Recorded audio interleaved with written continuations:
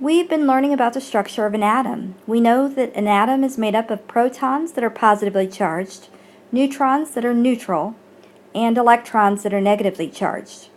The protons and the neutrons are both found in the nucleus, and the electrons are found in the electron cloud outside of the nucleus.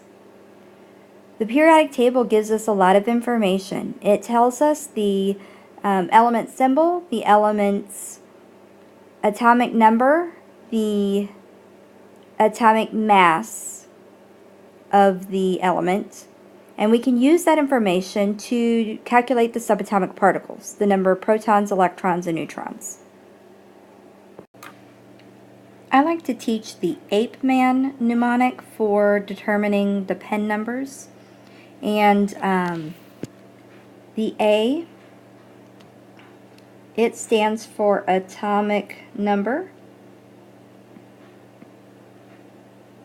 and it equals the P, which is the proton number. This also equals E for electron number.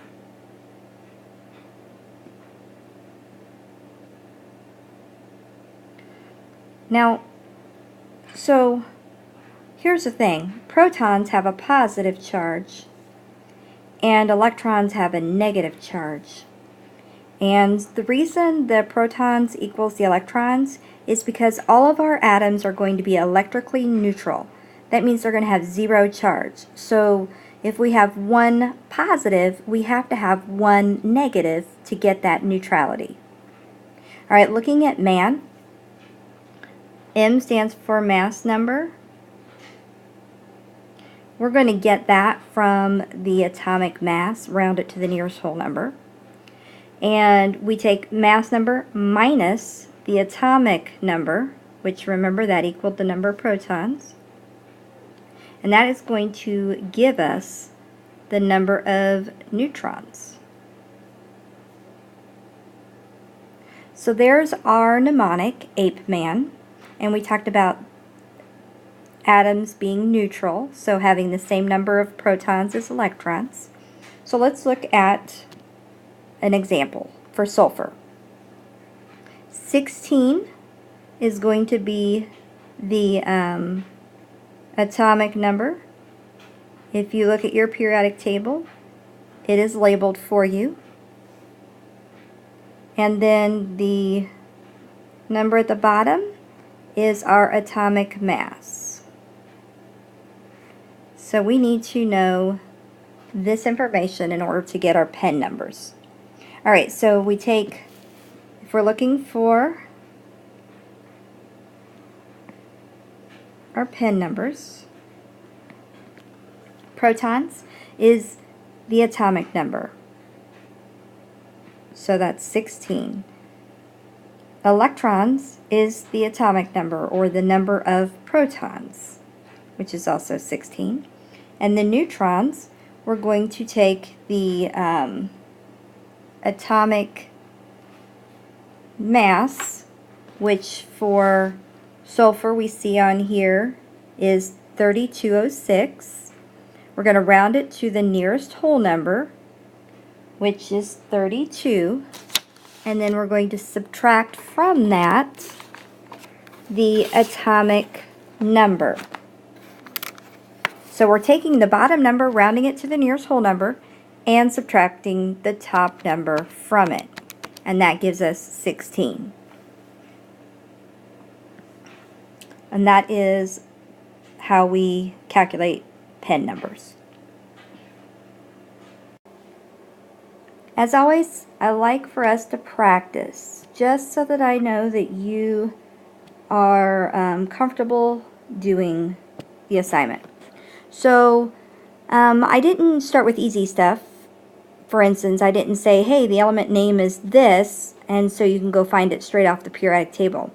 The information I gave you in this table is the number of protons. So we have to recall that the number of protons equals the atomic number. And the atomic number is right here. So we are looking for 35 as the atomic number. It's right here.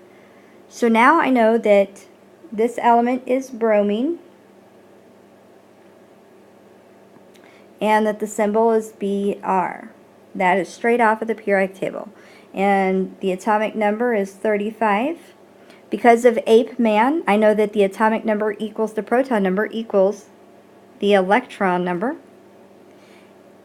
The atomic mass is right here on the periodic table, and we have to write that exactly as it appears on the periodic table. And then the mass number is what we round. So we're going to round the atomic mass. So 79.90 will round to 80. So we will always round it to the nearest whole number.